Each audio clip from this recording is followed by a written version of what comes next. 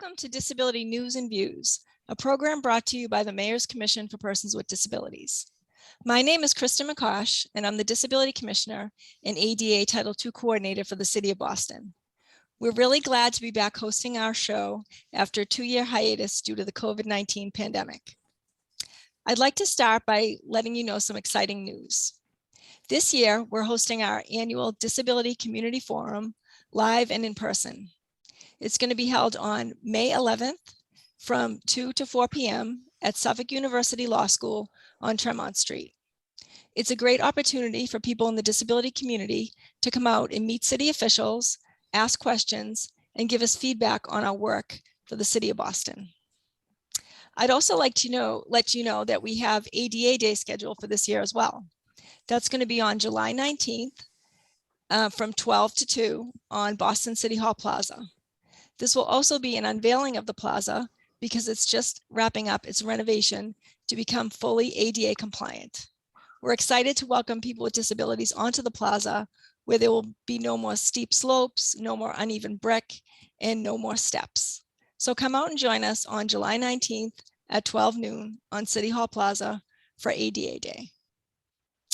Another thing that you may have noticed if you're out and about in the city is outdoor dining is back. It started on April 1st, and it's located in several neighborhoods throughout the city. Our office works very closely with other city departments and restaurants to ensure that all the outdoor patio spaces are accessible and that the sidewalk remains usable for people with disabilities. We ensure that there is room to get around the tables inside the patios, the outdoor patios, and we also pay attention to ensure that there's a clear path of travel along all the sidewalks in the city. So if you haven't tried outdoor dining yet, please do so and send us some feedback about how the access was. Finally, I'd like to let you know that our next Disability Commission Advisory Board meeting will be held on April 20th at 5:30 on Zoom. You can get more information about that at boston.gov/disability. We welcome the public to join. You can join through Zoom, you can join online, or you can watch it on cable TV. It's a chance for you to listen to the initiatives that we're working on in the office and get to meet our advisory board members. And now I'd like to turn the show over to my co-host, Ken Meyer, who's speaking with our guest this month, Kyle Robidoux, who is an active athlete in the para-athletic division of the Boston Marathon and a former commissioner advisory board member. Ken? Thank you, Commissioner, and it's nice to be back with all of you again. Kyle, good to talk to you. We've talked before. We're all excited about the Boston Marathon. Are you going to be a participant this year? Hey, Ken, great to see you and always nice to reconnect. And yes, I am planning to run the Boston Marathon in what is probably just over 1 week. All right, let's talk a little bit about you before we get into the marathon. Now, I know when you were younger, you suffered from retinitis pigmentosa. Was that one of the reasons why you decided to run and get involved in marathons as kind of a release and a relief? I think I initially started running, which then led to marathoning and ultra marathoning, partly due to health reasons. You know, I was incredibly overweight and I was on the path to type 2 diabetes, which in a roundabout way, my father passed away from. And my cholesterol was off the charts and I couldn't keep up with my, at the time, 2-year-old daughter. So it was really more about physical health. But then when I quickly started running, it also became all about mental health and just giving me space to decompress and also help me manage, my vision loss as well. When did you start running in a marathon? I know the BAA wasn't the first one, so you must have done others before that. I did. I think I should have looked up these dates, but I started running. I mean, I grew up running more so to stay fit for sports. So I played all types, every ball sport I essentially played. So I kind of ran to be in shape, not because I loved it. And then I started running again in 2010. And I think I did my first marathon, which was the Mount Desert Island Marathon, also known as MDI in Maine, where I grew up. I think I did that in 2012. All right. Now, I know that somebody like me can't just decide to run in the BAA and fill out a form and away we go. So what criteria is there? What's qualifying times, and tell us about that whole process. That's a great question. So I can speak specifically to, the para athletic division and the mobility division specific to individuals with vision loss. So, and they actually changed things. So prior to 3 years ago, there's just a straight qualifying time of you had to run another Boston Marathon qualified race under 5 hours to then be eligible to run in the visually impaired division.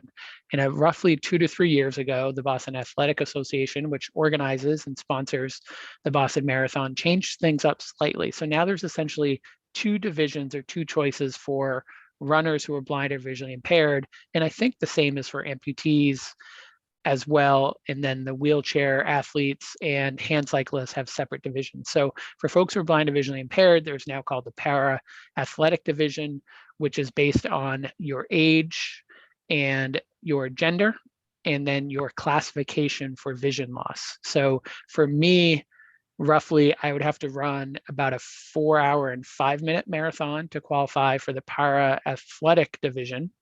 And that's about 30 minutes slower than the qualifying time if I did not have a vision impairment, and just based on my age and gender.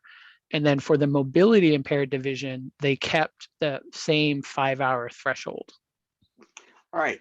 Now you have to be 18 either on the day of the marathon or before it starts, right? I am way over 18, so I Well, we haven't all paid, are at this stage of the game. well, yeah, I haven't paid attention in that number in years, but I think you're correct. Yes. All right. Now I know you have to have a sighted guide. Tell us a little bit about that. Who do you have, and how do you find them? And are they always have to be in as good a shape as you? And do you practice ahead of time? All that kind of question. So I'll try to go backwards in reverse. So we try to practice beforehand, but it doesn't always work out. And guides definitely have to be faster or be able to run at a faster pace than I do, partly because I want them to be able to kind of continue at the pace that I'm running at for a long period of time. And this year, I'm super excited to be running with Tina Muir, who is originally from the UK. She now lives in St. Louis. I don't know how long she's been in the States, but I know for a number of years. She competed in the World Championships for kind of Team UK. And now she hosts a running podcast called Running for Real. And she's a sponsored athlete and blazing fast, an amazing human. And she's done some guiding before, but she and I have never run together. So we're hoping to connect possibly the day before the marathon to sync up a little bit. But I'm thrilled that she's coming out to run Boston. I know she competed in Boston at least once as an elite athlete. So this will be her first time guiding in Boston. And I've decided she's my only guide, and she is more than fit to keep up with me. And in terms of finding guides, it's all about networking and cultivating relationships. So I tap into running clubs and shoe stores and run groups, my own personal networks. Social media is a great tool to recruit guides. And now there's this website called United in Stride, which also helps facilitate the matching process for runners and guides as well. Now, when you submit the qualification times, is there any difference between what you have to submit and someone that doesn't have a disability? So now so I described those 2 divisions. And so for the para athletic division, I think this is true. You actually have to, like I ran in that division, and you have to provide documentation and paperwork, essentially documenting what classification you're in. So like a T11, T12, or T13, which is based on your usable vision. And then for the mobility impaired division, and also what was set up in place years ago, you just had to provide a letter stating that you were legally blind. So the threshold of legal blindness allowed or gave you the qualification to run the Boston Marathon in the visually impaired division. But now for the para athletic division, if you're going to run in that, you have to provide proof of classification as well. like I know when you fill out your income tax, you have to submit every year that you have a visual impairment or whatever. You have to do that every year for the marathon, or does one letter hold for a long time unless something changes? Thankfully, it holds, except for, so if you start out as a, like, let's say T13, which is, and let's not get caught up in the numbers, but it's T12 is a step below that. So as someone who identifies as T12 has less usable vision than T13. And then there's T11. So right now they're grouping T11 and T12 kind of in the same division, and then T13 is standalone. So in order to drop or change from T13 to T11/T12, you would have to provide more documentation because you're essentially changing your classification.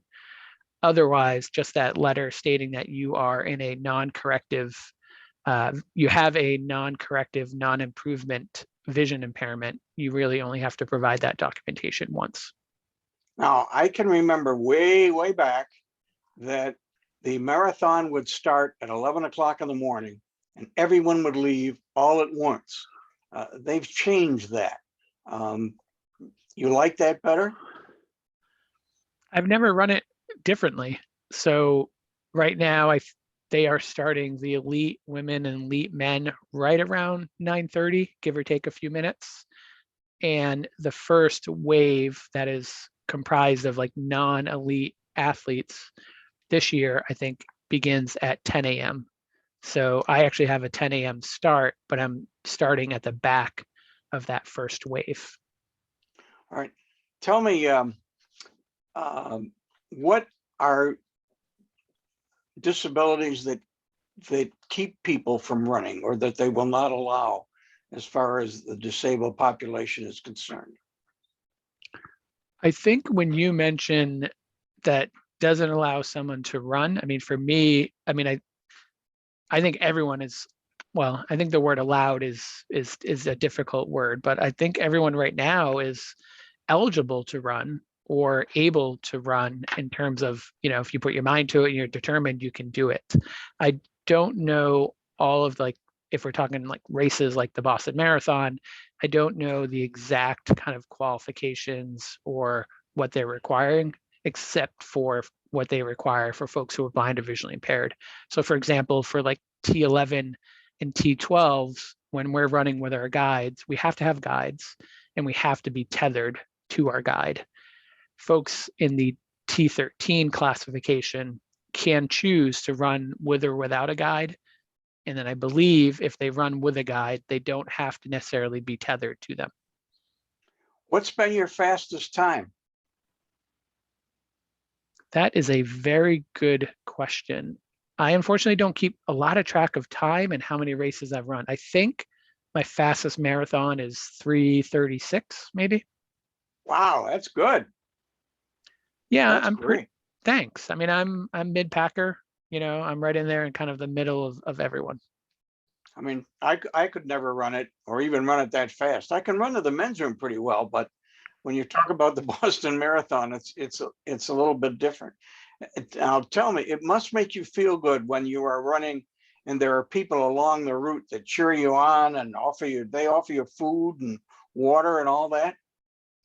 They do, and sometimes if you're lucky, beer too. So I actually do most of my running and racing right now on trails in the woods. So it's a very different environment. It's quieter, it's less people. So in the Boston Marathon, for the most part, is the only marathon road race that I'm running. And it is great. It's a treat. I run it because it's in my backyard, literally, and it's my hometown marathon. And because of that crowd support and the spectator support. So for as much as I love being in the woods and the quiet aspect of it, I also do appreciate the crowd energy and the time that spectators take, including my family members, to come out and cheer runners on. And it's a one big party, and it's hard not to run that. And it's also very challenging not to thrive off of that energy and really embrace it, which at the end of the day is, I think, what makes Boston special. I know they've offered cash prizes now that they did not offer before as an incentive. But how are there more people now with disabilities running in the marathon? Has that grown or has that decreased? That's a very good question, and one that I don't know. I don't feel comfortable saying exactly how it's grown or not. I do know that it's evolved, right? So I spoke a little bit about the para athlete division within the blind and visually impaired division. You obviously mentioned that there's now money available for runners who are blind and visually impaired. There's always been cash prizes for the wheelchair division. Maybe 3 or 4 years ago, they started providing prize money for the hand cyclists. So it's definitely evolved, but I don't know sheer numbers, how much of it has changed. I know that it's continued to grow within the blind and visually impaired community in terms of just sheer interest and how many folks are coming out. There's probably every year 30 to 35 individuals who are blind and visually impaired that are running Boston. There's another marathon out in California and Sacramento that has probably about 50 athletes who are blind and visually impaired who are participating in either the marathon or the relay race. So it's definitely growing. All right, let's switch gears a little bit. You have changed careers. You worked for a long time with the Mass Association for the Blind and Visually Impaired, or MABV, as they used to call it. Tell us about some of the work that you did over there. So I worked at MABV for about 7 years and I really enjoyed it. It was an intentional job switch in which, I wanted to work with quote unquote my people and pursue, I'd worked with mostly in communities in Boston, particularly within communities that are Spanish speaking and of a lower income, neither of which I am.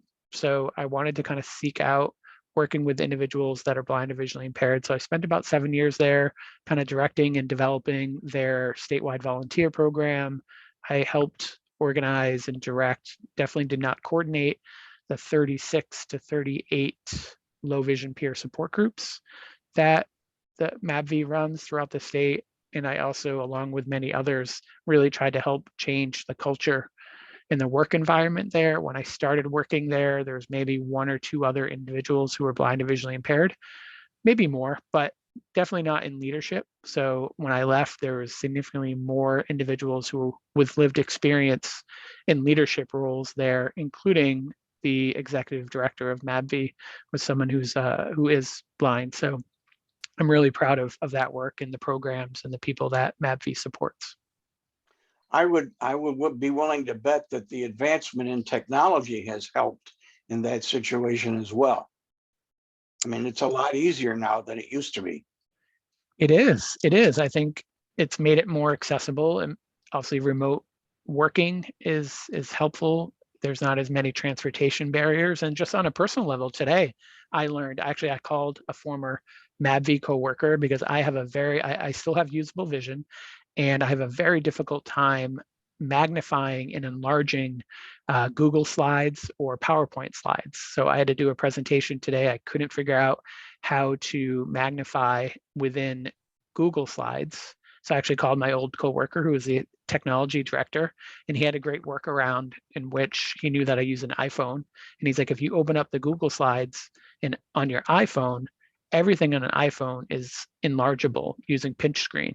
He's like, so now you just gotta get a cable to connect your iPhone to your desktop monitor, because I use a laptop actually provided by the Mass Commission for the Blind, but I have a desktop monitor and I still have some usable vision. So he's like, connect your iPhone to that monitor and then pinch screen and enlarge the slides from essentially your iPhone onto that desktop monitor, which I'm pretty certain that did not exist 20 years ago.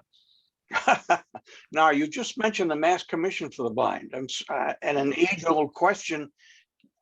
Describe the difference between the two agencies, or is there not one? They're just dedicated to the same thing. I think they're dedicated to the same thing. Their mission is the same in terms of who they work with. A lot of program overlap. Some programs MCB runs that MABV does not, and vice versa. And at the time, I don't know how much of this has changed over the past 2 years, but we would describe it as the biggest difference is obviously MCB is a state agency, MAVV is a private nonprofit, but MCB at the time was working with only individuals who are legally blind. And I think that's changed a little bit, whereas MAVV works with anyone experiencing vision loss. You don't have to meet that legal blindness threshold. Do both services work well with people who are retired, or are they kind of, do they kind of limit what they can do with people who are not out of work?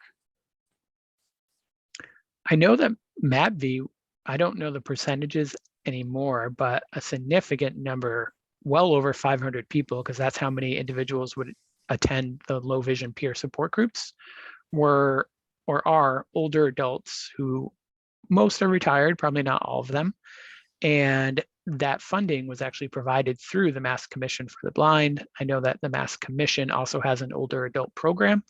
So I think they both work and support older adults. I also know that just the way that government works, there is a lot of emphasis on supporting and empowering and engaging individuals who are in the workforce. So MCB does great work within that space. It's why I've been able to receive the technology that I need to succeed at work. I've recently done another round of orientation and mobility with my white cane at my new place of employment, just to help me get back and forth to the train. And they helped identify my inside of my office space in the building as well. So I think they do good work in that workforce space. And if people want to volunteer to be a reader or a shopper with anyone for MAB, how would they go about doing that? Oh, I'm a little rusty with all the information. It's funny how quickly you forget things. I mean, I would steer folks to their website, which I'm pretty certain is still mabvi.org, and there's a volunteer link on their website as well. And very quickly, what are you doing these days to bring home the bacon? Yeah, so I'm super stoked to work at the City of Boston, within the Mayor's Office of Housing, at the Office of Housing Stability. So I'm lucky to be able to interact a little bit, hopefully more, with the Persons with Disability Commission. And the Office of Housing Stability essentially helps stabilize individuals' housing within the City of Boston. So we do eviction prevention work. We have a rental relief fund if people are in arrears or need support with paying utility payments and so forth. And then we also have a number of housing crisis coordinators that don't necessarily do housing search, but they help kind of triage and support individuals, particularly families who are a little bit more vulnerable, need more support. So I have a long history of working within the affordable housing community. So I'm very, very excited to be back doing that. All right. Any phone numbers or websites you want to give out before we wrap it up? Sure. If folks are looking to contact the Office of Housing Stability, they can call 617-635-4200. And the OHS website is under the boston.gov/housing stability. And if folks are interested in connecting with me, my website, my personal website is just kylerobidoux.com. Spell Robidoux. R-O-B as in boy, I-D as in David, O-U-X. That'll do it. Listen, on behalf of the commission, good luck to you on the marathon when you're running. I won't be there, but I'll be running with you in spirit. Excellent. I really appreciate that. I do try to every mile think of someone, so I'm going to slot you in maybe in the late 20s to keep me moving. Kyle, on behalf of the commission, good luck with the Boston Marathon. You're an interviewer's dream, and it's always a pleasure to talk with you, and I hope we can do it again sometime. And that will do it for this edition of Disability News and Views. So long, everybody. So spring in Boston means it's time to start getting back out and doing recreation and sports. We know that the Boston Marathon is held every Patriots Day, and we also know that there are a lot of other programs, sports and recreation for people with disabilities in the local area. I'm going to share some programs in case anyone's interested in participating or just going to see what it's all about. First of all, we have adaptive sports in power wheelchair soccer at the Tobin Community Center. Spalding Rehab Hospital has an adaptive sports program. We also have accessible camping through the DCR. They have accessible campsites, which includes cabins, yurts, tents, and RVs. There are several accessible hiking trails, more than 33 through the DCR.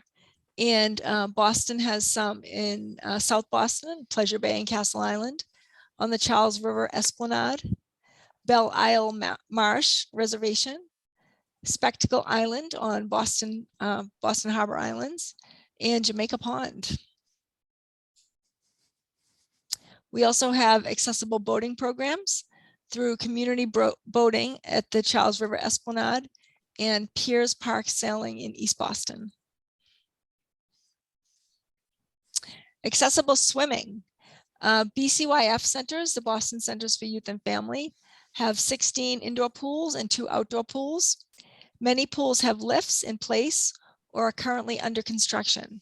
If you're interested in swimming at any of these pools, I would encourage you to call the individual BCYF site to see what the status is of their lift.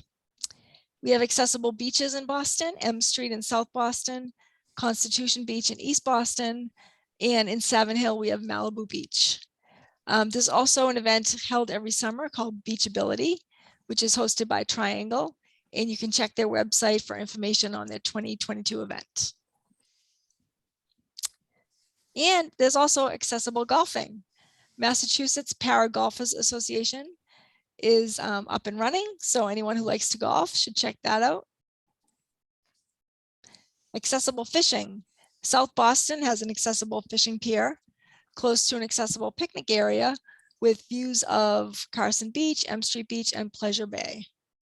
Jamaica Plain has an accessible fishing pier located around Jamaica Pond Path, and the Boston Harbor Islands has accessible fishing as well. And then for information on just overall accessible and adaptive recreation programs, you can check out DCR's Universal Access Program at their website listed below.